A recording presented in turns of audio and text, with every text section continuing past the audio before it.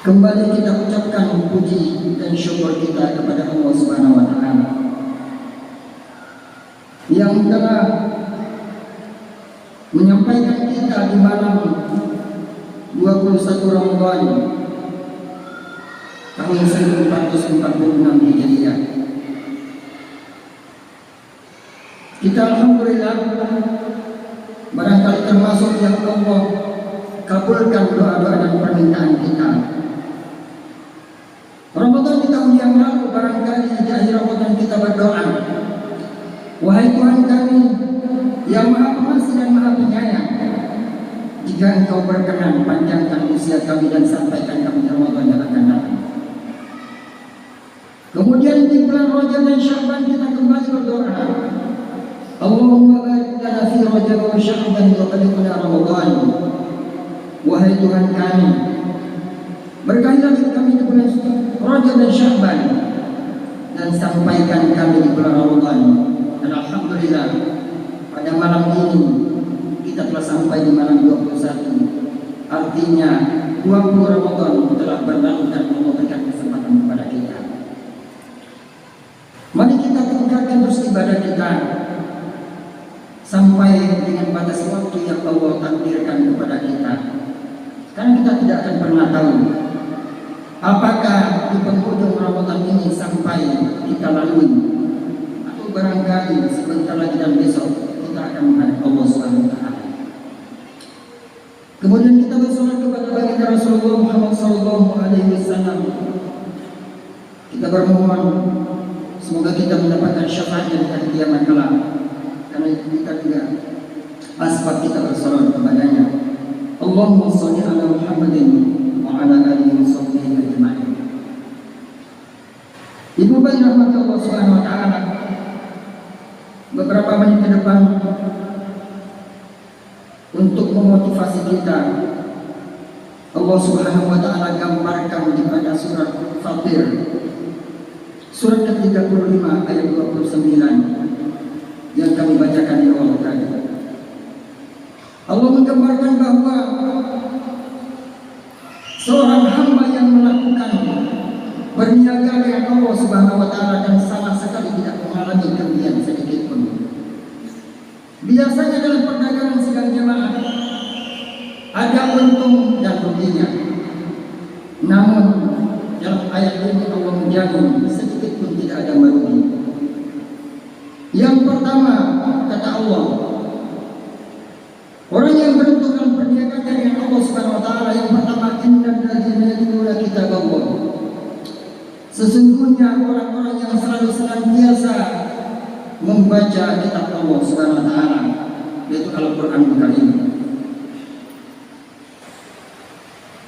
Para mufassir salah satunya adalah dalam tafsir Ibnu Katsir dan juga Al-Wajiz karangan Syekh Wahbah Az-Zuhair, makna membaca adalah mempelajari, mengamalkan, mentadabburi, menghafal dan mengaplikasikan dalam kehidupan kita keseharian. Al-Quran sebagai pedoman dalam kehidupan kita, menjadi kompas dalam kehidupan kita dalam melalui perjalanan kehidupan di dunia dan akhirat. Maka salah satu yang mesti kita lakukan adalah mempelajarinya sedang nyaman. Imam Ibnu Al-Jazari dalam matan Muqaddimah Al-Jazariyah bait 27 dan 28 mengatakan bahwa beliau mengatakan bahwa wal waqtu bitadbir hukmul lazim, dan seyogianya seorang umat Islam membaca Al-Quran itu wajib bertakbir. Malam yujawid Al-Quran asimun, maka siapa yang membaca Al-Quran yang tidak bertakbir asimun, maka dia berdosa. Karena demikian Al-Quran itu diturunkan dalam bertakbir. Dan Rasulullah SAW setiap bulan suci Ramadan selalu bertalaqi kepada malaikat Jibril. Bahkan beliau mengatakan, ulangi lagi bacaannya. Di sini para mufassir mengatakan bahwa ada beberapa jenis bacaan yang kemudian kita kenal dengan qiraat. kirana syarah untuk tersabar. Sidangnya dengan Allah Subhanahu wa taala. Alhamdulillah sudah beberapa hari di masjid kita ini salah satu kegiatan yaitu kegiatan daurah tahfiz intensif Ramadan program Baitul Kabupaten Sibolga angkatan kedua pada tahun ini. Lebih kurang 34 anak-anak kita dari seluruh kecamatan di karantina selama 20 hari di Sibolga untuk Bandung. Dan kami juga mengucapkan terima kasih banyak. Kegiatan ini bersumber dari zakat Bapak Ibu kaum muslimin yang dititipkan melalui Baitul Mal Kabupaten Sibolga. Kami doakan semoga apa yang diberikan menjadi keberkahan-keberkahan dalam rezekinya, dimudahkan segala urusan, serta diri kita dijauhkan dari mara bahaya. Amin. Amin. Ketahuilah bahwa setiap bacaan huruf-huruf yang mereka hafalkan, setiap ayat-ayat yang mereka lafazkan, maka pahalanya akan terus mengalir kepada kaum muslimin. Sedangkan nama Allah SWT itu yang pertama, orang yang membaca Al-Quranul Karim. Kemudian yang kedua kata Allah SWT, wa aqamus shalah. Orang yang senantiasa sedikit pun tidak merasa rugi dengan Allah SWT melakukan perniagaannya, yaitu orang yang istiqomah mendirikan salatnya. Beberapa hari setelah kebakaran di Sibolga Tengah, salah seorang jamaah tetap Masjid Agung Teguh Khalilullah mewaiakan, Pak Ketua, barangkali menurut kata ulama kita, barangkali sering terjadinya kebakaran di Sinabang dan tabung air. Ada dua kata dia. Yang pertama karena lalai mendirikan sholat, dan yang kedua adalah bukan menunaikan zakat. Pertanyaan itu sebagai amil merasa terpukul kita. Kenapa belum maksimal sosialisasi yang kita lakukan? Kita semua bertanggung jawab untuk ini sedang jamaah. Kami jawab barangkali tidak juga. Menurut catatan kita di Baitul Mal sedang jamaah, mungkin belum mencapai 5% para pedagang di kota Sinabang dan sekitarnya yang berzakat secara resmi kepada lembaga resmi itu Baitul Mal. Ini akan terus kita sampaikan karena di hadapan Allah Subhanahu wa taala ketika dipertanyakan, wahai fulan, hartamu telah sampai nisabnya, kenapa kamu tidak tunaikan zakatnya? Maka bisa saja kita berkata, dulu padahal sudah pernah sama-sama dengan Ustaz Takril Amin, tapi tidak pernah diingatkan kami untuk berzakat. Mereka protes kepada kita. Dulu pernah juga mengkibaran dengan Ustaz Heriansyah, tapi kami tidak pernah diingatkan untuk berzakat. Maka melalui mimbar ini kami sampaikan kepada kita, jika telah sampainya zakat kita setara 94 gram dalam 1 tahun atau 28 mayang emas atau diuangkan 126 juta rupiah per tahunnya, maka silakan berhitung untuk menunaikan zakatnya.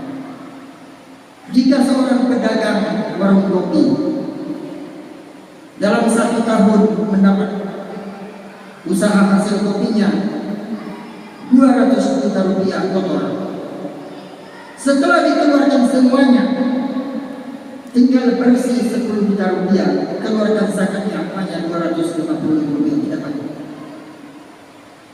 Seorang ibu-ibu penjual lontong pagi yang manis menjual lontong dalam hitungan 1 tahun mendapat penghasilan kotor 150 juta rupiah. Maka setelah dikeluarkan semuanya, bersih 1000 tadi adalah 3 juta rupiah. Maka zakat yang harus ditunaikan adalah 750.000 rupiah, tidak banyak. Jika ibu-ibu di rumah menyimpan emas setara dengan 94 gram atau 28 mayat emas, maka dalam 1 tahun silakan keluarkan zakatnya 2,6